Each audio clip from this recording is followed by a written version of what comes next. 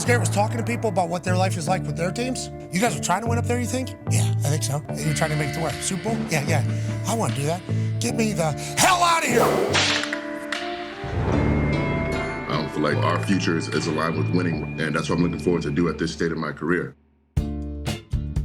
For over a month, we've been working on this video with the assumption that Myles Garrett was leaving Cleveland. It's always, for me, been about winning Lombardis, and we haven't had the opportunity to do that, and that's all I'm asking for. But like they say, money talks. Regardless of the plot twist in this storyline, the contents of this video are still valid. In the 8 seasons Myles has been in Cleveland, we've seen just about everything that makes up one of the most chaotic tenures ever.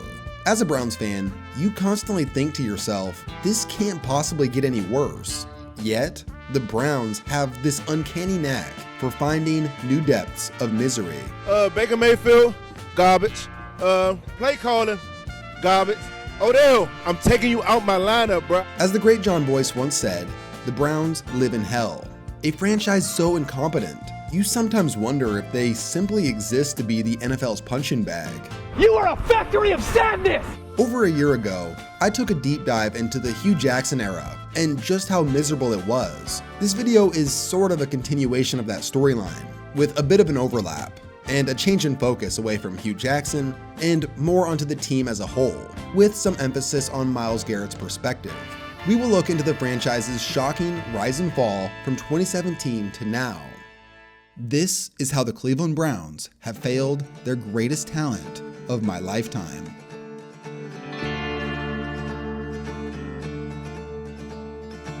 Some things in life make sense. That is not one of them. What motivates me? Myles Garrett, defensive end, Texas A&M. I know that I want to be the best because that's all I know. The way he bends the corner. If you don't have a perfect game against Myles, it's going to be a long game. Myles Garrett suspended indefinitely for the remainder of the regular season. A win's a win. That shouldn't go unnoticed. Defensive Player of the Year, Myles Garrett. Deshaun Watson is expected to be a Cleveland Brown. Pressure down to Watson, but flings it back. It looks like the team's completely fractured, like the body language everywhere sucks. Trying to get the ball to Judy. Watson just stumbled, and now Watson is hurt. Oh, boy. And as fans, to boo anyone and their downfall, and we should be ashamed of ourselves.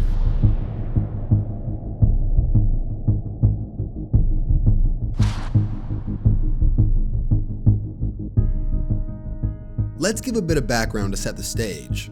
In 2015, the Browns went 3-13, fired head coach Mike Pettin, and hired Hugh Jackson to come try and save the franchise.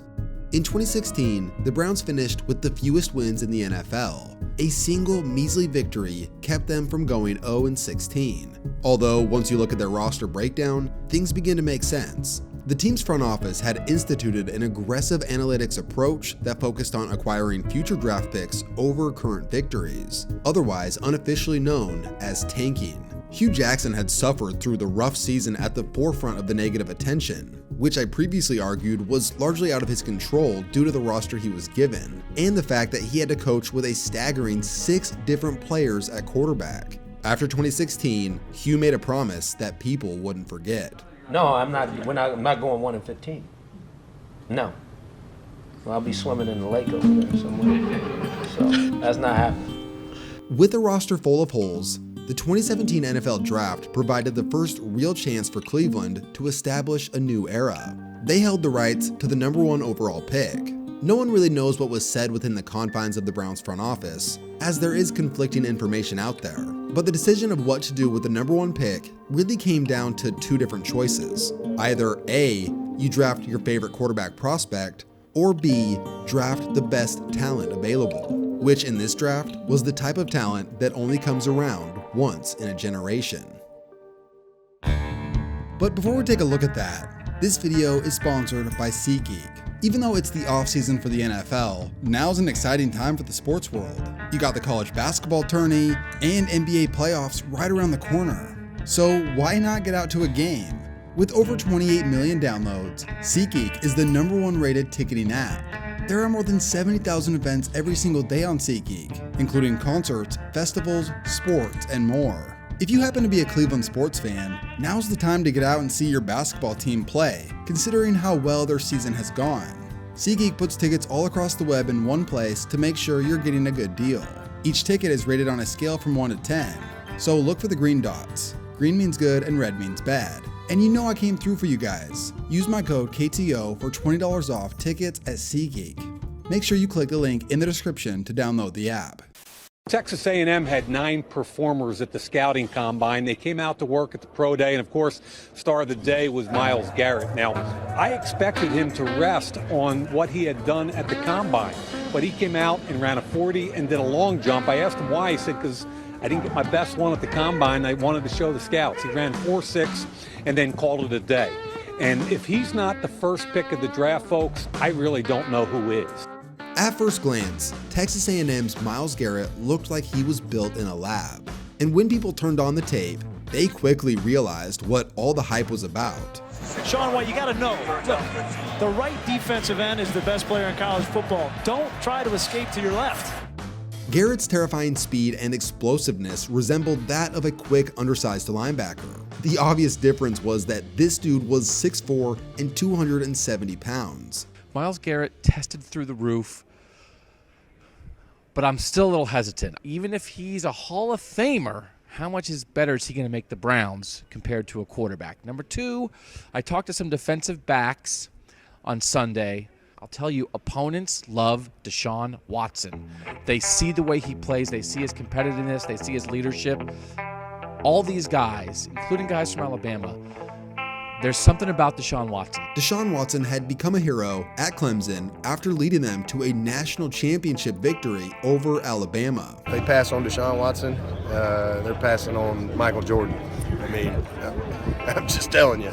Not only was Watson a winner, but he had been a great leader. By all accounts, he was a better person than he was a football player. And he was a damn good football player.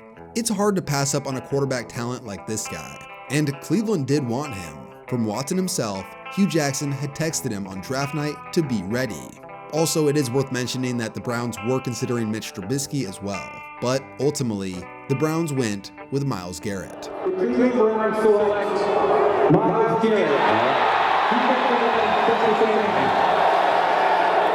I knew he was going to be the number 1 pick. He was the best player on the board.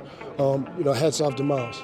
This pick appeared to be a solid foundational piece of their future, but this still left the quarterback question on the table. Now, even though the Browns did go with Myles Garrett number 1, they also had the 12th overall pick, which could have been used for Deshaun Watson, but they elected to trade the pick to Houston, and the Texans went on to select Watson, while the Browns ended up selecting Jabril Peppers and David Njoku later in the first round. By the end of the first round, all the highest graded quarterbacks were gone, which left the Browns at the top of the second round selecting DeShone Kizer. Kizer, whose own college coach said that he wasn't ready, had the type of talent to be a first-round quarterback, but was really rough around the edges and at the very least would need probably a few years to sit and learn. But he wouldn't get that in Cleveland. But just from a casual observer from the sideline, he seems to be moving around pretty well, so I'm excited to watch him on Sunday. Watch all day long. Robbie Anderson motions, and on 3rd down, pressure, and they get him! There he is! First play, first sack! If you put this play in slow motion from this angle, you can see just how fast Myles jumps to his left, which led the offensive guard to barely getting a hand on him. For a first play, this is about as good as it gets. He tallied another sack in that game, and afterwards received praise from coaches and teammates. I've seen guys that can really bend very well, but nobody has ever been close to what Garrett can do. I mean, he can basically run full speed and take a 90-degree turn to his left or his right. But despite his great debut and an incredible rookie season, the Browns kept losing. Pretty clear about the fact that Antonio Brown will use the blocked into the end zone. 2nd and goal. Kizer, good protection over the middle, intercepted. Pressure coming. Brissett gets it away. Wide open, Hilton at the 50. Inside the 40 and the cutback. 20. They're feeling confident offensively. Underneath pass. This is Bernard. Plenty of daylight. The Browns on 3rd and goal. Kizer with a toss. It's dropped. It's loose. Could have made a case for Bill O'Brien calling a timeout before that play. Instead, it's picked. Former Super Bowl champion with New England. Kaiser on a bootleg pass, and that pass is picked out of the air. Field is Cleveland. Here's to Crowell. Lost the football. Covered by the Vikings. The extra down, and they were just trying to get that straightened out. 2nd and goal. They're going to lunge for this here. Now they can't stop the clock, and I don't think they're going to be able to get this ball off. They're not going to be able to. Play action. Kaiser over the middle, intercepted. Kaiser, it's dropped. Kaiser, pump fakes. Here comes Bosa. Football is loose. One-on-one, away from trips. There it is. 3rd and 2. And now Kaiser in trouble. Just looking around. The ball is batted into the air. And it is. Kaiser pumps to the right, rolls to the left, throws to the back of the end zone. Intercepted. Successful conversions on 4th down. Here comes Kwiatkowski, and the pass is intercepted by Callahan. Corey Coleman in the backfield. Kaiser under pressure. Somehow escapes. Kaiser's pass is incomplete. And that one goes right through your hands. With that final drop by 2016 first-rounder Corey Coleman, this cemented the worst 2-season run in league history. Let me briefly tell you the hell that was Cleveland Browns football at this point in time. Number 1. The Browns became the 2nd franchise ever to finish 0-16 in a season. This came along with some other shockingly bad stats, like how the Browns had lost 50 of 55 games dating back to 2014. With the Bills making the playoffs in 2017, Cleveland now possessed the longest playoff drought of any franchise. Number 2, DeShone Kizer, the project quarterback who needed tons of time to develop, was thrown to the wolves. Not only did Kizer lead the league in interceptions, but tack on his 6 fumbles lost with a woeful lack of production. It's a tough spot to be in. I'm a winless quarterback in this league. DeShone Kizer was traded following the season, and as the Browns had suffered through yet another catastrophic failure at quarterback, the one they could have drafted was balling out.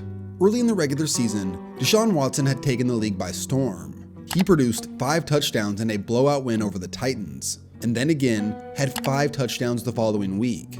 These just so happened to be his 2 performances prior to playing the Browns. And against Cleveland, the difference in quarterback play was staggering. While Watson looked like a Pro Bowl veteran, Cleveland's quarterback that day, Kevin Hogan, looked like he didn't belong, producing a horrendous 38.1 quarterback rating and 3 interceptions in a game where the Browns were completely overmatched. And if Browns fans weren't miserable enough, the following week, Watson put together a 400-yard, 4-touchdown performance. Unfortunately for Watson, he later suffered a torn ACL ending his rookie season. But what he had proven on the field was substantial, and he continued to cement his NFL legacy once he was healthy. For Myles Garrett, this was a promising start to his career, but the franchise had reached an all-time low. The fans held a parade to wallow in their misery, Hugh Jackson jumped in Lake Erie, and the legendary Joe Thomas decided to call it a career. With how poorly things had gone, the team cut ties with one of the main voices behind the analytics approach to roster building, Sashi Brown, and for the 2018 season, owner Jimmy Haslam decided to go in a different direction at GM. As I mentioned earlier, he's already spent time with the team this morning, so it's now my pleasure to introduce the GM of the Cleveland Browns, John Dorsey. John? Thank you, Jimmy. It's my pleasure to be here. I just want to thank Dee and Jimmy for allowing me to, let's reawake this sleeping giant, the Cleveland Browns. I'm kind of excited about that. John Dorsey had a great reputation for finding talent throughout his career. He spent 11 seasons as the director of college scouting in Green Bay and was credited in helping them choose players such as Aaron Rodgers, Clay Matthews, and Greg Jennings. As the GM of the Chiefs, along with Andy Reid, made excellent moves that helped them turn into a playoff contender after previously being one of the worst teams in the NFL. This included moves like trading for Alex Smith and drafting Travis Kelce, amongst others. Dorsey also drafted Patrick Mahomes, although Mahomes hadn't played much to that point. But looking back retrospectively, this shows that Dorsey knew how to find talent.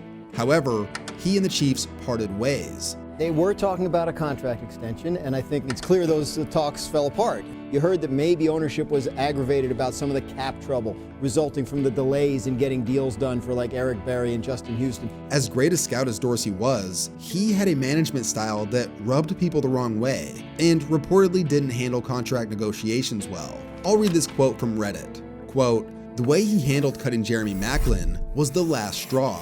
Cutting Maclin wasn't the issue. It was the calloused way he did it that was the issue. Dude cut Jeremy Maclin by voicemail on the day he got married, while Andy Reid was in attendance for the wedding. So Dorsey wasn't perfect, but the Browns clearly needed to acquire talent and fast, which made Dorsey the ideal candidate. He also became immediately popular in Cleveland, to the point where fans were dressing like him. John Dorsey, how do we look? Well, I tell you what, you look a little undersized. I even got myself a John Dorsey sweatshirt. How many do you have? 7. Because there was an excitement building in Cleveland. This was due to the moves that he would make during the 2018 offseason. On March 14th, 2018, John Dorsey made some noise. 9 players were either acquired in free agency or traded for, headlined by veteran quarterback Tyrod Taylor and, most of all, Jarvis Landry. Since the Browns had returned to Cleveland in 1999, they had just 2 receivers make a Pro Bowl, and Jarvis Landry had made 3 straight. And although they had traded for Tyrod Taylor, there was no doubt the Browns were going to draft a quarterback with the upcoming #1 pick. With the first pick in the 2018 NFL Draft, the Cleveland Browns select Baker Mayfield. Quarterback, Oklahoma. Of the 5 major quarterback prospects, Baker Mayfield certainly wasn't the most gifted or even had the most potential. However, he was accurate, decisive, made plays out of the pocket constantly, and most importantly, was a well-liked, confident leader. He had that moxie and confidence that was infectious to his teammates. And when trying to turn around a losing franchise, that's the exact type of guy you need. You watch his teammates galvanize to him at certain parts of the game, you know this guy's got a little bit of it factor. So we as an organization are very excited to have a player like this. 3 picks after taking Baker, the Browns selected Denzel Ward, who was regarded as one of the premier corners of the class. Throughout the preseason, fans got a bird's eye view inside the Browns organization due to Hard Knocks, which gave us moments like Baker acting like John Dorsey, watching the coaches go back and forth in the coaching office, and Jarvis Landry inspiring the receiver room. If you can practice, practice.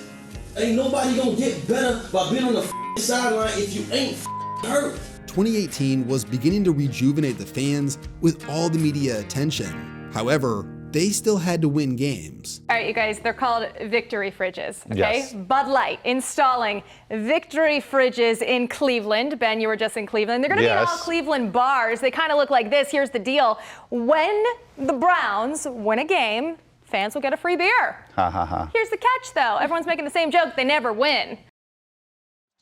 Being led off the field. The Browns used a timeout. They have 1 timeout left. They're about to get it back, and we are about to see the pro debut, at least in the regular season, of Baker Mayfield. Yeah, and I'm interested to see how they're going to play it now. With Landry back to field the punt inside the 45, and the crowd reacts to the emergence of Baker Mayfield off the bench. We get a chance to see what Baker Mayfield's going to do, and I can tell you, I talked to him down on the field before the game. I said, "Are you ready to go tonight?" He said, "I am ready to go if called upon," and this is going to be a fun drive right here, a fun second half. They saw the ball come out of his hand throwing it, and the way his teammates and the staff reacted to him on his pro day at OU. Heisman Trophy winner, former walk-on, finds Landry. This is when he's at his best, playing up tempo. Mayfield fires, pass is caught. Here's one, it is caught by Landry to the 1. Took pressure off the edge. Little trick play and a throw to Baker Mayfield to tie the game from Jarvis Landry.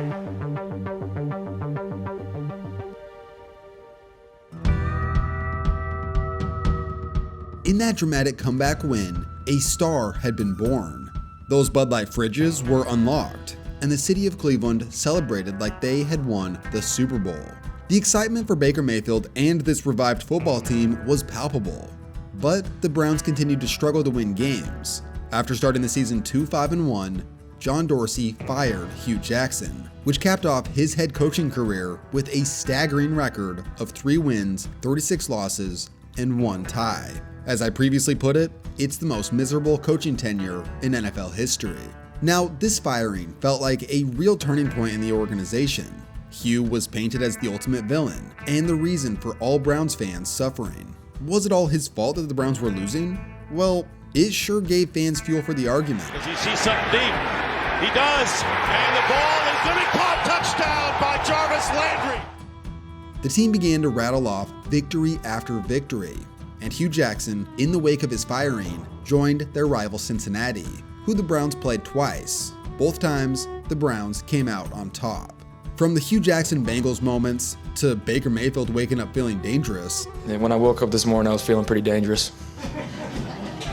The 2018 season had been a roller coaster every Browns fan was thrilled to ride. What a ride it has been this season, and I don't think any of us could feel better about where this team is headed in the future. John Dorsey was immediately anointed the savior of Cleveland. Baker Mayfield had set the rookie record for touchdown passes. Denzel Ward was spectacular and earned Pro Bowl honors as a rookie. Jarvis Landry was a significant piece in the pass game and played an important leadership role.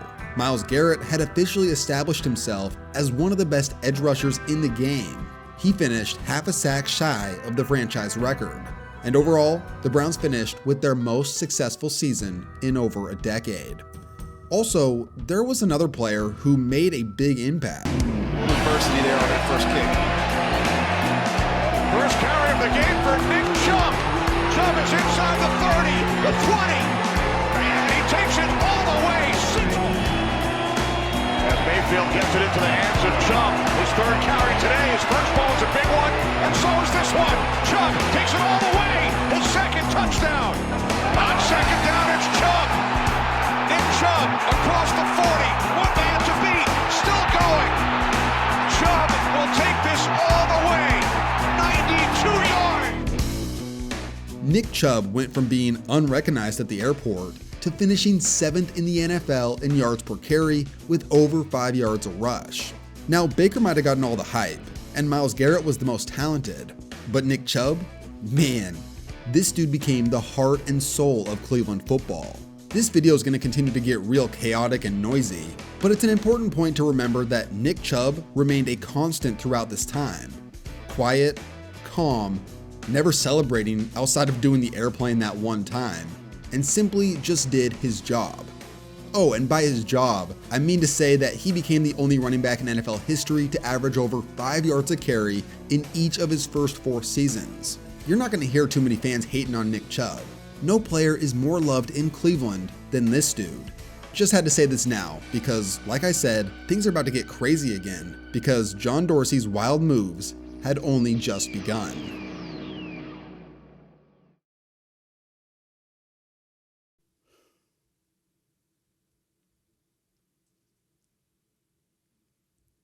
The Browns got Odell Beckham. Are you shit me? What?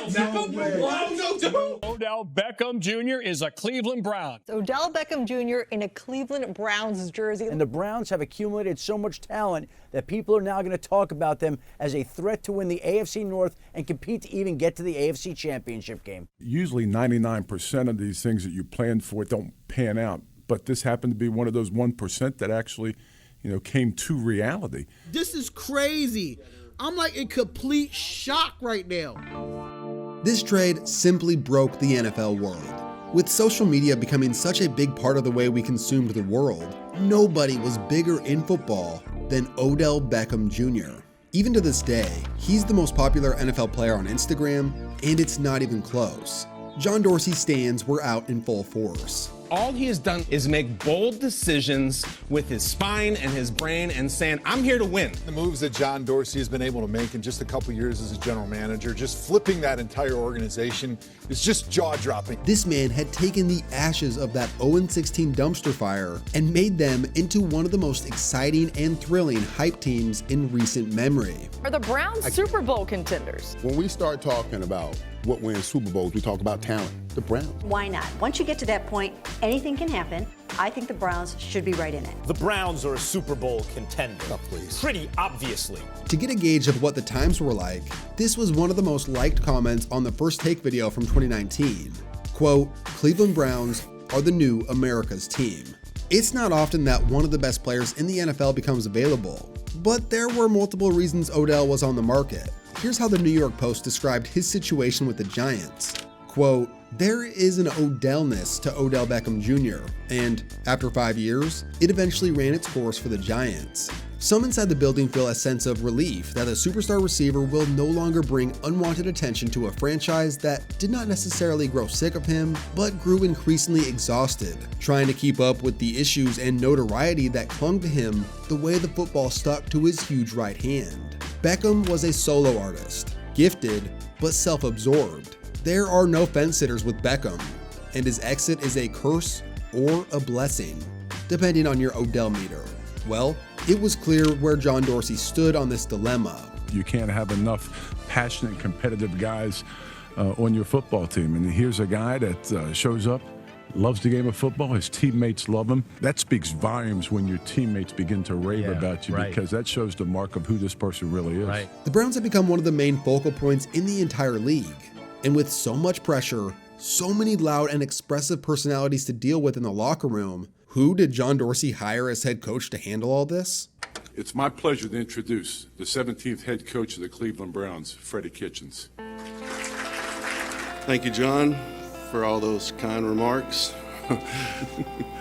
Hopefully everybody agrees with you. Freddie Kitchens, the man who gives the vibe of a good old boy from Alabama, had been credited with sparking the Browns' offense throughout the back half of 2018, where he served as the team's interim offensive coordinator and play caller. Despite the success, this head coaching decision is pretty peculiar.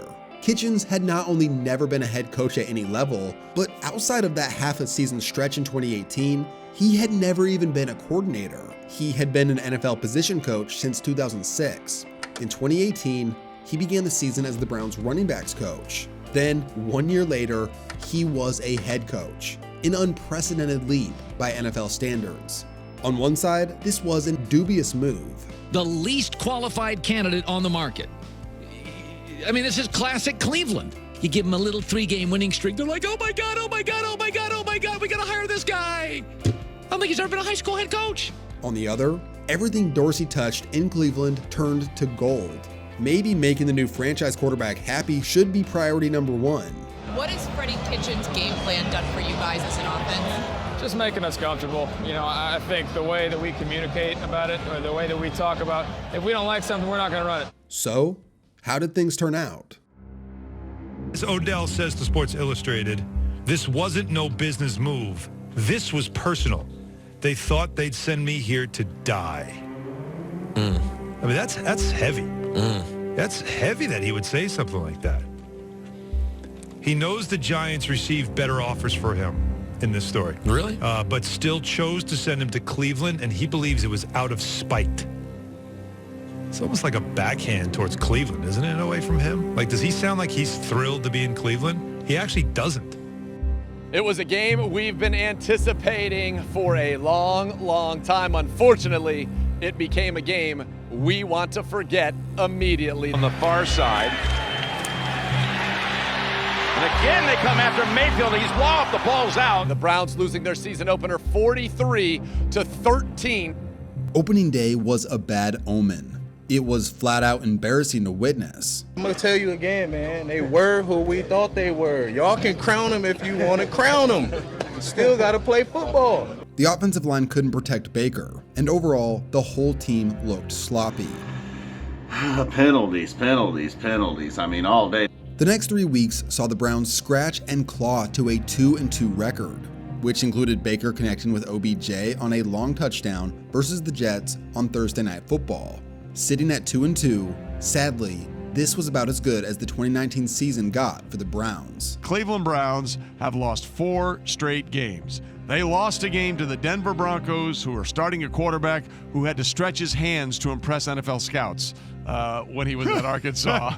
And that's where the Cleveland Browns are right now. During this 4-game losing streak, I traveled to see them play the Niners and the Broncos. And I wish I hadn't. Cleveland did find their way to get back to winning, First, they defeated Buffalo, and then they got a much-needed victory over their rival Pittsburgh. In the final seconds of that game, things finally looked headed in the right direction. But then, this happened. He'll be the AFC Defensive Player of the Week. You're giving it to him right now. I am.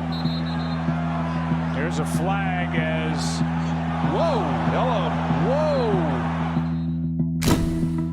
It's inexcusable. I don't care, rivalry or not. We can't do that. I'm embarrassed. Miles is embarrassed. It's not good. You snatch a guy's helmet off, and you take said helmet and hit the guy in the head. I believe at the bare minimum, he's gone for the rest of the season. The strike of the helmet to Mason Rudolph's head instantly became one of the most shocking in-game moments any of us had ever seen. Myles Garrett had been on a tear that season. At one point, he was on pace to break the all-time single-season sack record, and was probably the frontrunner to win Defensive Player of the Year. But with this moment, it was all over. Not only his season, but his reputation, at least in the short term. Later on, Myles claimed in an ESPN interview that Mason Rudolph called him a racial slur. I mean, he called me the N-word. He called me a stupid N-word. There was immediate backlash from the public. Many people didn't believe Myles when he said this, and in some ways, it hurt his reputation even more. Whether Rudolph called him the N-word or not, and even if Mason Rudolph is the one who started it by trying to rip off Myles' helmet, Myles still used the helmet as a weapon and swung it at his head. With the suspension, this pretty much killed any momentum the Browns season had. Their best player was gone for the year. Even when the Browns won in 2019, they lost. The Browns, who began the year hailed as Super Bowl contenders, finished the season with an abysmal 6-10 record. That alone was embarrassing, but all the drama surrounding the team made it much worse. OBJ had put up the worst per-game numbers of his career, and other than his play, here was his most notable moments year one in Cleveland. There was a constant issue with the dress code related to Odell. Odell Beckham Jr. talked about it after the game last night, that the NFL told him and Jarvis Landry that their shoes were non-conforming and they had to go change their shoes if they wanted, or they wouldn't be allowed to play in the second half. He told other teams to come get him. They played the 49ers, Seahawks, and Patriots in October. That Beckham said to opposing players, "Come get me," meaning that he was hoping it would happen before the 2019 trade deadline. He also had the verbal spat with Freddie Kitchens on the sidelines. And there were trade rumors that popped up at one point. For the rest of the Browns offense, outside of Jarvis Landry and Nick Chubb, they were a disaster. Baker had regressed, which was alarming considering the talent he had around him. This man has more commercials than wins. Do you know with Progressive alone, he has 6 different commercials? And then you add a couple of more to Heisman and something else. He's got about 8 different commercials. You see him everywhere. But somehow, some way, he's got more commercials than wins. He threw almost as many interceptions as touchdowns, and his quarterback rating took a massive dip. The blame for all of this went square on the shoulders of Freddie Kitchens. Let's say they're an undisciplined team. They just are. They lead the league in penalties. The changes offensively resulted in a lot more sacks, penalties, less yards, and lower points per game. One of the most telling moments of the incompetency of Freddie Kitchens was he ran a draw play on 4th and 9. This colossal failure not only got Freddie Kitchens fired, but the team also parted ways with John Dorsey after just 2 seasons. A shocking rise and fall for the once beloved GM. A familiar face officially joins the Browns in a new role. Today, the team introduced Andrew Berry as its new general manager. He previously worked with the Browns as VP of Player Personnel from 2016 to 2018 and said he is happy to be back in Cleveland.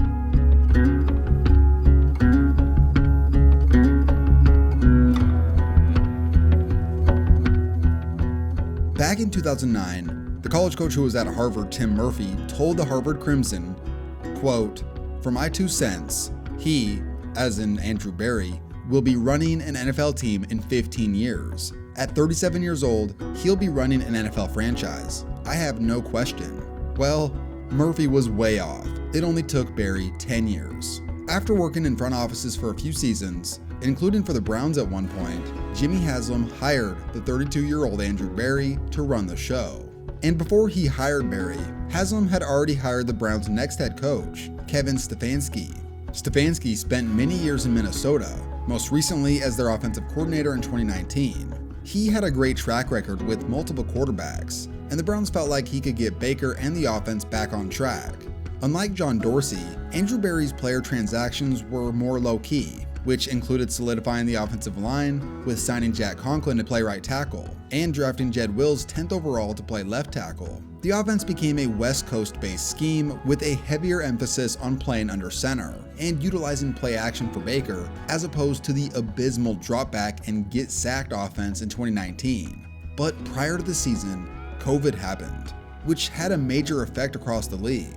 Teams had to do Zoom call meetings, limiting in-person time. It was a huge trial, especially for teams like the Browns, who had a whole new coaching staff and system that they were implementing. On opening day, it felt like 2020 was going to be much of the same as we saw in 2019. But the following week was the beginning of a new era, and something strange and unusual began to happen. Cleveland started to rock. Allowed 155 to the Chargers. This one downfield. Beckham got him. Touchdown, Browns. He's been effective for them at times, David. Haskins in trouble. That's a strip. Ball is out, and it's recovered by Myles Garrett. Mayfield on a fake. Flip to Beckham, and he gets away. Now Beckham has room to run. Odell Beckham cuts back. Odell Beckham Jr.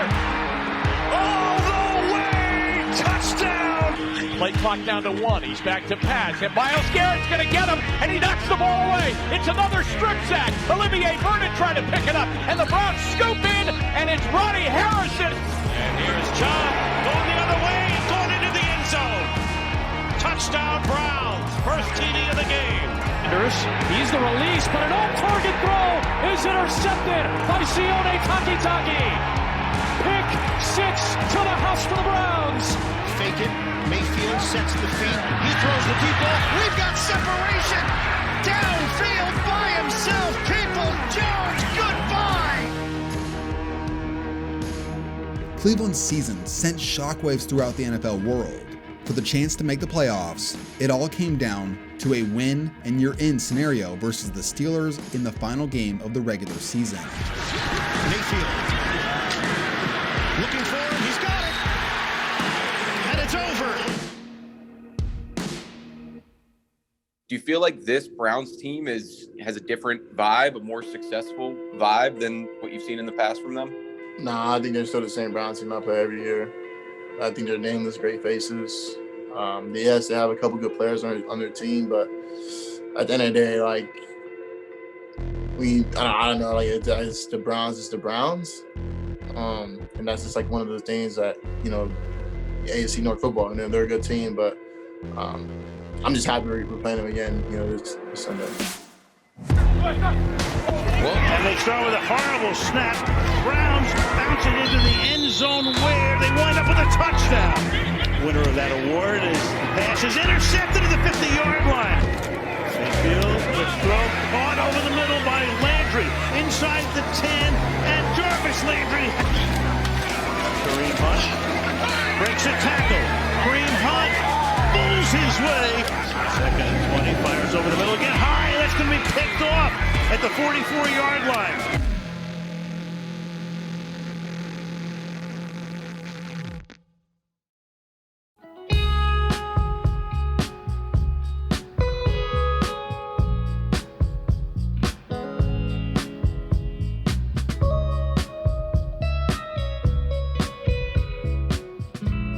In my entire life, the Browns hadn't won a single playoff game. Not one. You have to go all the way back to 1994 to find the last time the Browns achieved this feat. And the fact that it came against their rival Pittsburgh, and with what Juju said, it just made it that much sweeter. At Heinz Field, where the Browns have defeated the Steelers 48-37 and have advanced to the divisional round of the playoffs. The following week, the Chiefs sent the Browns home after a Chad Henne scramble to clinch the game. But regardless of the loss, the Browns had finally proven they could compete. This was the start of something special. we're still proud of this team. You see the Browns here coming home to Cleveland Hopkins Airport after losing to the Chiefs yesterday, but fans still welcome them and thank them for a great season. Baker Mayfield was one of the most efficient quarterbacks in the league. Nick Chubb was Nick Chubb. Myles Garrett bounced back from his disgraceful 2019 exit and dominated in 2020. He was simply one of the best players in the NFL. Cleveland had everything you could want in a franchise, a young nucleus of proven talent, with a competent head coach. They couldn't possibly mess this up, right? The story today is Cleveland's going to probably have to move Odell Beckham. We've been saying this for 2 years. He's brittle, he's expensive, he's a star, he doesn't fit in Cleveland, and Baker Mayfield was clearly, data proves it, no debate, better without him.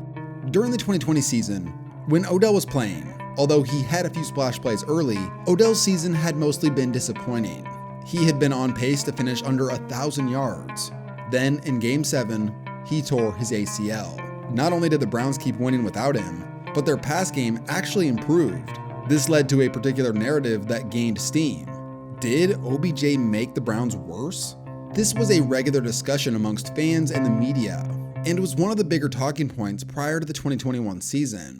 Of course, during the 2020 run, many Browns fans were simply enjoying the ride to the end. Once the laughing stock of the NFL, now our Cleveland Brownies, now a trendy pick for a Super Bowl win this year. 11-6 for Sean, 12-5 for me. The Cleveland Browns are a legitimate bona fide threat. All the way, baby. We're going all the way. We got Baker, the touchdown maker. We got Nick Chubb. We're just going all the way. That's it. Seemingly everybody was excited for the upcoming season. The Browns began 2021 as one of the betting favorites to win the Super Bowl. They had all their key players returning, plus the addition of key free agents, namely Jadeveon Clowney. If the team in 2019 was a hype beast built off nothing but potential, the 2021 team had actual substance, since they were coming off a season where they had just won a playoff game. The first contest of the season saw Cleveland looking to get their revenge on the Chiefs, and early on, it appeared as if the Browns were going to win. But after a few botched plays, they threw it all away, and the Chiefs won. Despite the loss, Browns fans were still excited for what was to come. The team would rattle off 3 straight wins, including a career moment for Myles Garrett, where he had 4.5 sacks and terrorized Justin Fields all game. The Browns defense that day held the Bears to 47 yards, the fewest they had allowed since 1946. However, during this stretch, Baker suffered an injury. On the interception, the return is coming back. I think it's Justin Reed. Baker Mayfield tries to make the tackle. After this sequence, Baker was clearly hurt and continued to play through it. And after a few weeks, the initial shoulder injury was made worse. Baker is still down. He's playing with that sore left shoulder, partially torn labrum, and he landed right on it. Baker, tough as nails, found a way to fight through the issue and continue to play. But at some point, fans began to wonder if Baker's toughness was doing more harm than good. Mayfield, decent protection, and he overshoots his intended receiver. After a loss to Pittsburgh on Halloween, it had become painfully clear that something was off. The offense had been anemic in 4 of the last 5 games, and a lot of it appeared to fall back on Baker and the effect his injury was having on him. On that day, Odell had just 1 catch for 6 yards, as the Browns failed to do much of anything offensively in the second half. This moment right here, I remember thinking how Baker just got a critical first down to keep the drive alive late in the game and was hyped, and Odell just sort of looked uninterested. I may have read too much into this at the time, but something just felt off. Well, in some sense, something was definitely off. Not a dull day by any stretch of the imagination. Odell Beckham's dad's Instagram account posted this saying that Odell is open. The video that Odell's father promoted sent shockwaves throughout the NFL world. A great follow on Instagram, I am just learning. Granted, the video he posted that we were going to talk about was sideways and wrong. If his dad is posting that, it indicates that perhaps Odell would have been fine with a trade, would have welcomed a trade. There's no way Baker is deliberately trying to sabotage Odell. Baker's trying to get a $180 million contract, $400 million contract. You think he wants to look bad? The original 11-minute video showcased time and time again Odell getting open, and Baker either not seeing him or for some reason not wanting to throw to him. The video was alarming and really painted Baker as the villain. The hashtag #FreeOBJ went viral, and even LeBron James endorsed it. Something had been off for a while. Odell did make plays from time to time, but there always felt like some sort of disconnect. It always felt like Baker would hit everyone else but then miss when he threw to Odell, or Odell would drop a wide open pass. The relationship between Odell and Baker, Odell and the team, Odell and the city had been on the ropes for a while. And this moment with his dad was the breaking point. The day after the video dropped, Odell was excused from Browns practice. If you were the guy running the show there, if you were sitting in the chair that Andrew Barry is sitting in right now, what are you doing? I'm releasing him. As simple as that. 2 days after that, the Browns officially announced they were going to release Odell. I think that there's this misnomer out there about Odell Beckham Jr. needing to be the guy. I don't think that's what he feels. He just needs to feel like an active, productive part of something that's working. And 9 days after the video was promoted by Odell's father, OBJ was officially an LA Ram. He played 29 games in Cleveland, and although he did have some spectacular moments, What an effort by OBJ! One-handed! his time with the Browns can be best characterized as distracting and disappointing. Although, in fairness to Odell, many of his former teammates really liked him. Also, it didn't help the Browns' case when he started balling out with the Rams. Here's one for Beckham. Got him. It felt Monday as I watched him, I thought, it's one thing to be Stephon Diggs and go from productive to super productive. It's another to go from not remotely productive to really quickly productive. The optics are bad to me. As Odell was thriving in his new home, back in Cleveland, the pass game continued lacking, and the losses continued stacking. Baker, over his final 6 starts of the season, looked like the worst quarterback in the NFL, a shell of himself. He averaged less than 200 yards a game, barely completed half his throws, and threw more interceptions than touchdowns. The Browns finished 2021 with an 8-9 record. Outside of Nick Chubb, who continued to be one of the best backs in the NFL, the offense regressed. Myles Garrett had another dominant season, earning first-team All-Pro honors again with 16 sacks. At times, it felt like he single-handedly won games for them. I also can't forget to mention how great Denzel Ward was. He was named to his 2nd career Pro Bowl. Again, there was talent on this team that was constantly proving itself. Fans knew this and looked for someone to blame, and the main targets were Kevin Stefanski and Baker Mayfield. Although there were plenty who didn't like the way Stefanski did things, Baker Mayfield was brought to Cleveland to run an offense that's high tempo, where you just kind of get out there and sling it. Now, you're running a Kevin Stefanski offense that doesn't ask that doesn't want that. The organization clearly favored him over Baker. 2020 felt like a distant memory. Us Browns fans went from thinking that we had found our franchise quarterback and were going to be competing for Super Bowls to debating whether or not we should let Baker go. 2 basic camps emerged: the pro-Baker and anti-Baker crowd. The pro-Baker camp argued he ignited the spark that helped turn this team around. He was definitely the best quarterback the Browns had had since 1999, so how could you let him walk? We saw him set rookie touchdown records and play at a top 10 level in 2020, so who's to say that he wouldn't get back to that when he was healthy? The anti-Baker camp argued that while Baker did play well at times, he was wildly inconsistent game to game and year to year. Throughout his time in Cleveland, the team had arguably the best rush offense in the NFL and the best interior offensive line in the NFL. Whenever the offense had to rely on him to make plays, instead of complementing the run game, it usually went poorly, especially against good teams. 2020 was more of a great system rather than a great season by Baker. Any average NFL quarterback could have been plugged into that system and done good enough. Again, just to clarify, that was the argument made against him. Clearly, these types of debates weren't just happening amongst fans and media. The front office thought the same way, as they had plenty of time to sign Baker to an extension throughout 2021, and they didn't. It's a trust issue. As the leagues become more quarterback-centric and more pass-happy, Baker's averaged fewer pass attempts every year of his career. They don't want Baker throwing the ball. Also, the logistics continued to look bad for Baker when OBJ continued to thrive. Not only did he put up better numbers in LA, but he also caught a touchdown in the Super Bowl. Going to the end zone, reaching up and making the grab. Odell Beckham Jr. He did tear his ACL in that game, but still, there was a lot of evidence that was going against Baker. The average age of Baker Mayfield's peers in the AFC is 26, and on average, they all better. The Browns front office began to explore other options. For free agency, there was nothing special, and it was considered a weak draft class for quarterback. But in the trade market, there was some rare opportunities that were on the table. 3 franchise quarterbacks, all very successful in their careers, were looking for trades. Aaron Rodgers, Russell Wilson, and the man the Browns could have drafted all the way back in 2017 but didn't, Deshaun Watson. Rodgers ended up staying with the Packers, and Wilson didn't want to go to Cleveland. But with Watson, there was a small chance the Browns could land him. For over a year, the potential of Deshaun Watson being traded by the Texans had been floated out there.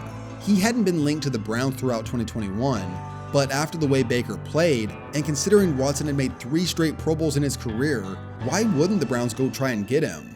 Well, there was a serious issue. The NFL is now investigating accusations against Texans quarterback Deshaun Watson.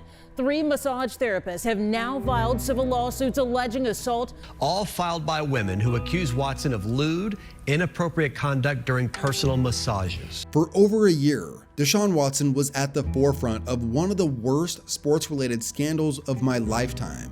The reports were graphic and disturbing. The red flags here were so large, you could see them if they were planted on the moon. But taking risks on shady individuals and practices were nothing new to NFL owners, especially Jimmy Haslam.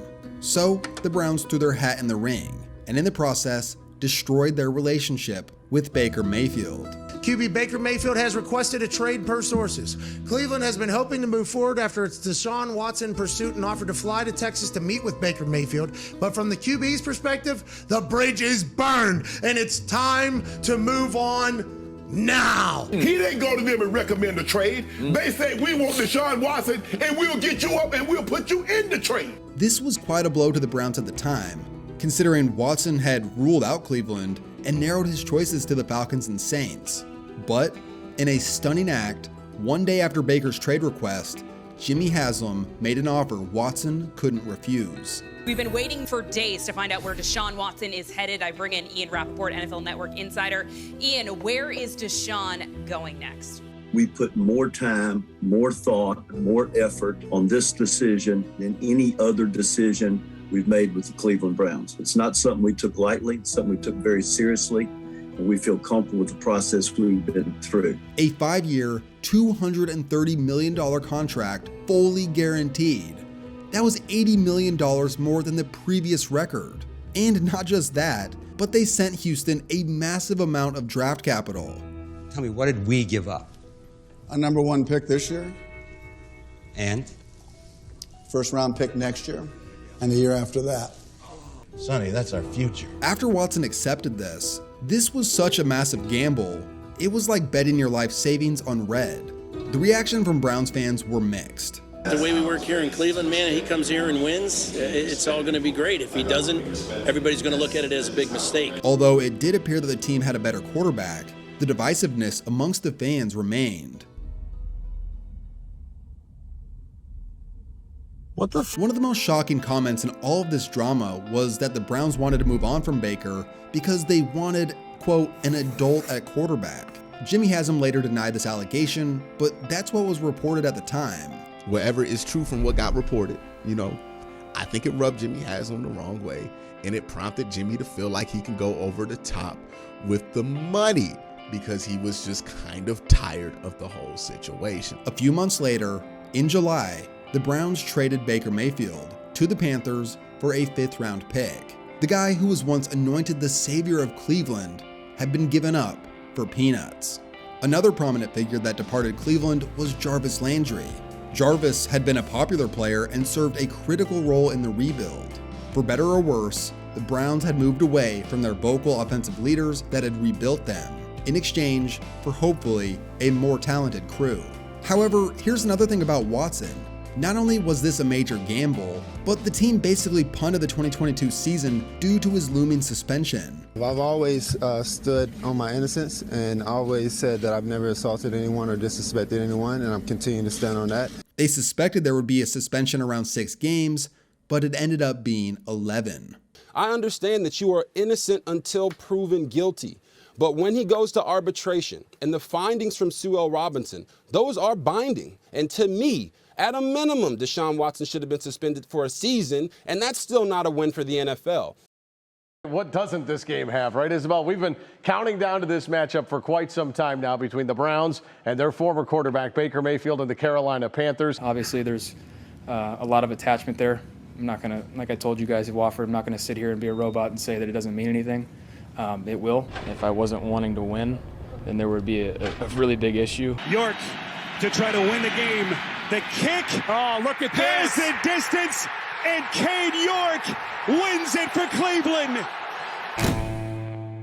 The Browns began 2022 defeating their former quarterback in dramatic fashion. However, the good times this season were few and far between. We continue to follow the car crash involving Browns player Myles Garrett.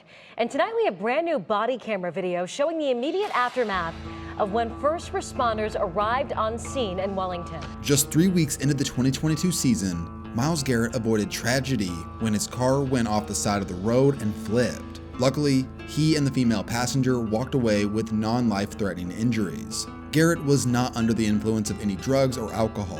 Remarkably, he only missed 1 game. I feel good. I feel like I'm ready. I'm back to make a difference and change this game when I'm in it. And returned to all-pro form right away. He went on to finish with 16 sacks and was named a Defensive Player of the Year candidate. But for the most part, the Browns' defense in 2022 was atrocious.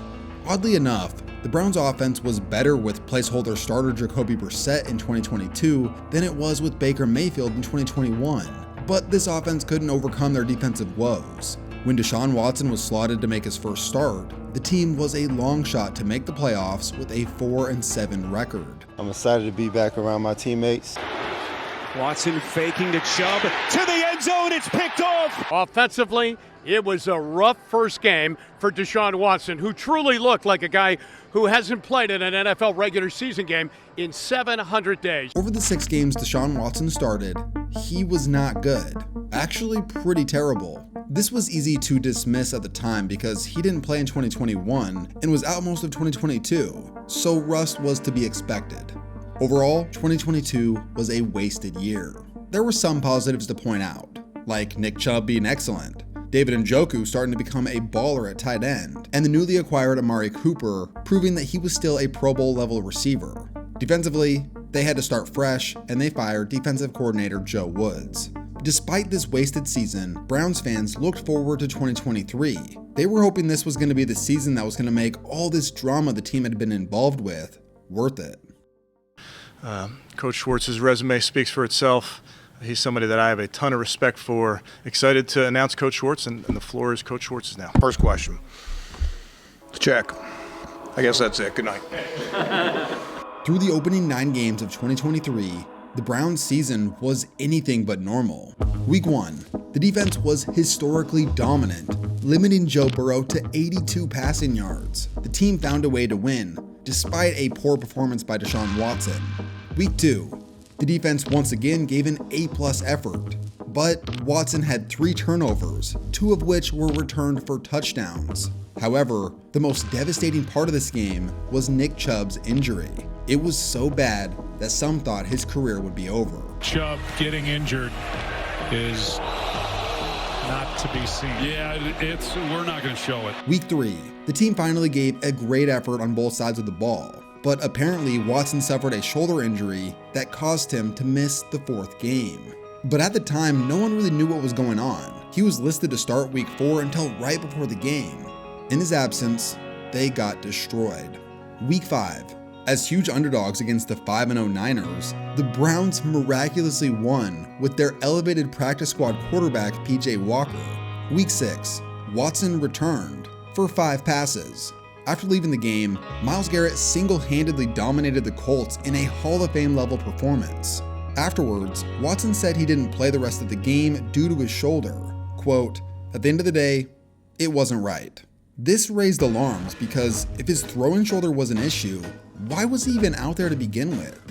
Week 7, PJ Walker had to start once again, and the team suffered because of it.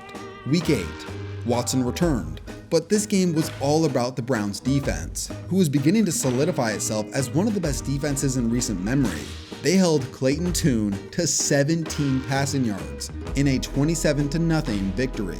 And lastly, Week 9.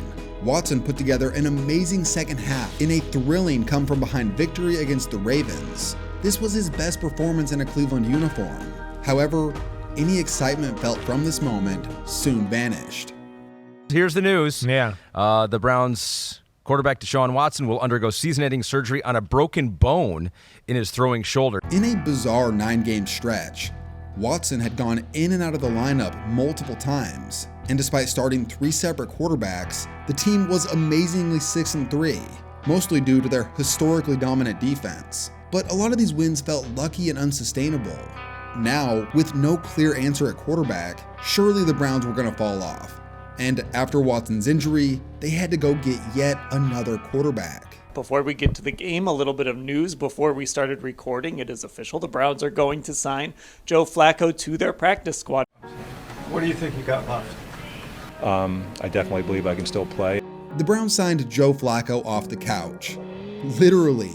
The 38-year-old free agent had gone unsigned in 2023 and had spent the last few months as a stay-at-home dad, throwing the football around to his kids from time to time. Years back, this dude had terrorized the Browns as the Ravens starter. But after being replaced by Lamar Jackson in 2018, Flacco became a forgettable journeyman. When no one wanted him in 2023, Flacco's career was seemingly over.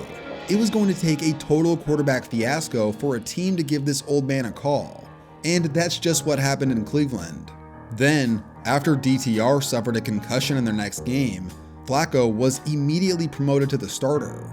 Given the circumstances, Flacco did fine in his first game, but what took place over the next few weeks could be described as electric. That's why they call me Baltimore Raven.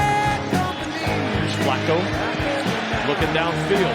Open. And breaks free. Fake the handoff. Flacco. Deep shot on first down. Looking for the big play. And it's caught by Cooper. Second down and 12. Flacco looks. Flacco end zone. Touchdown. A dime to Njoku. The Joe Flacco-sance, as we've termed it here, is unbelievable. 7. There's rush 4. Flacco. Flush. Oh, got him. Deep.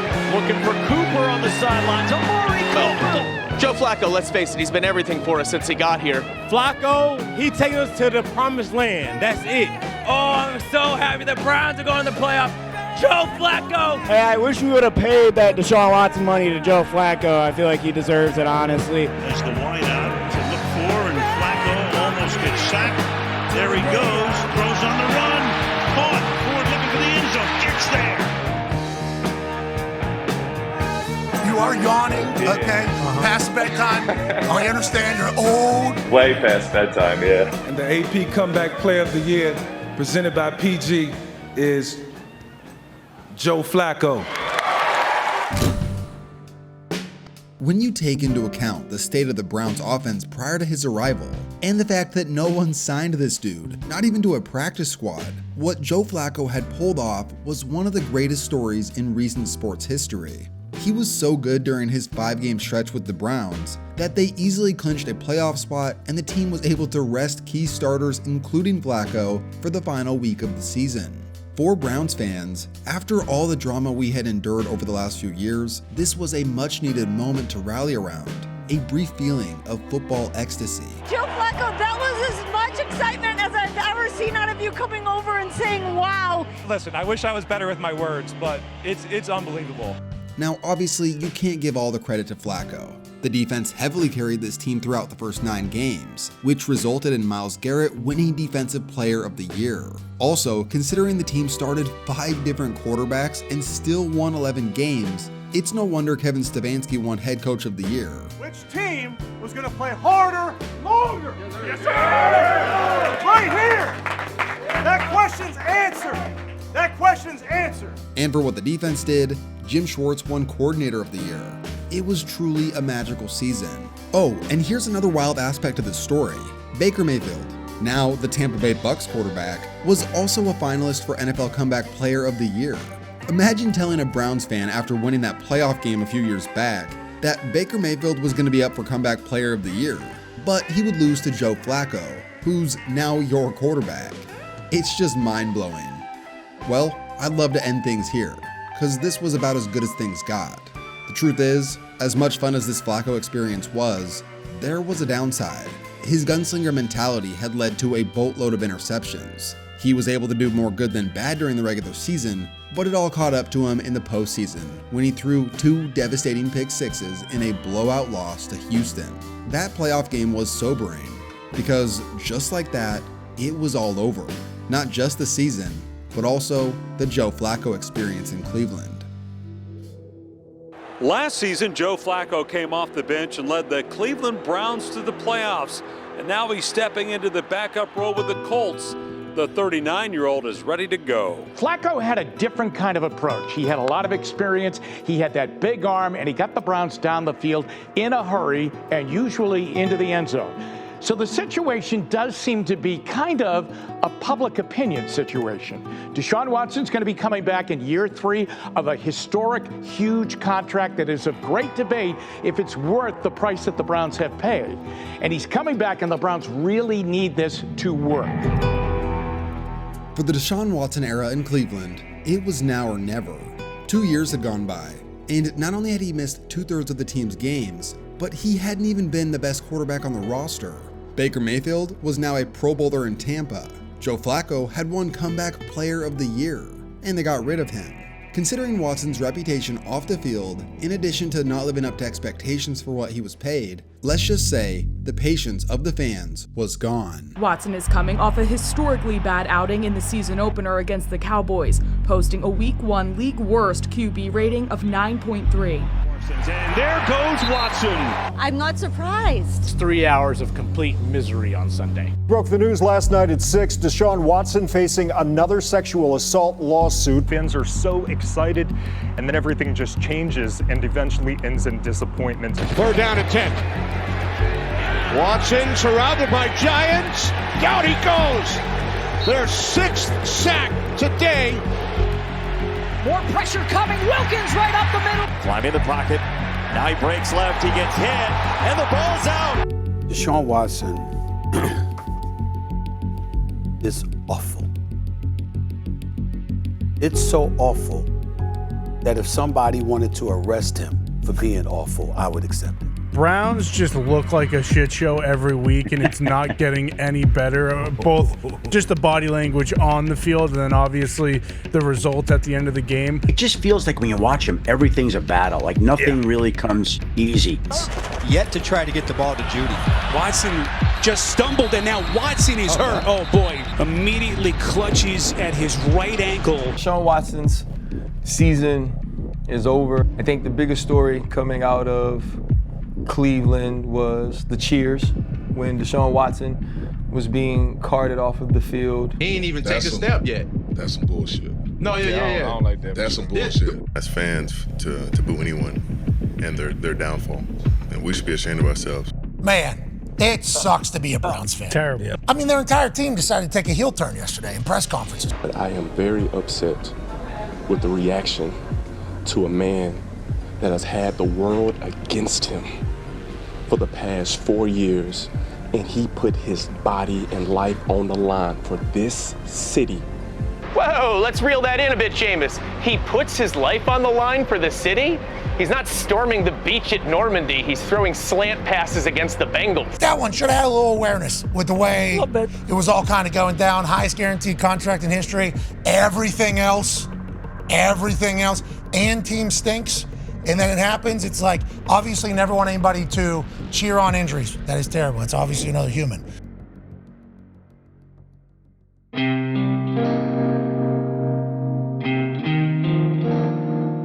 The post-Achilles tear Deshaun Watson drama had clearly reached a boiling point. The relationship between all parties involved was getting worse, especially the one between Myles and the fans. The turbulent 2024 season for the Browns continued to spiral, and they went on to finish the season with a devastating 3-14 record. So now it's 2025, and the Browns are clearly at a crossroads when it comes to the quarterback situation. The Deshaun Watson trade will go down as the worst trade in NFL history. Not only did it crush the potential of a spectacular roster, but it also made the Browns go from one of the most beloved teams to the most hated. Throughout my time making this video, it appeared as if Myles Garrett was done with the team after all the drama he had endured over the last 8 seasons. But, like they say, money talks. I'm happy that he's still on the team because of how special he is as a player, but things have been weird lately, and it's hard not to look back at the 2020 Browns and think, man, how did we let this opportunity slip away? As a hopeful Browns fan who's trying to remain optimistic when it's really difficult to, I'll continue repeating the phrase we all tell ourselves to cope. There's always next year.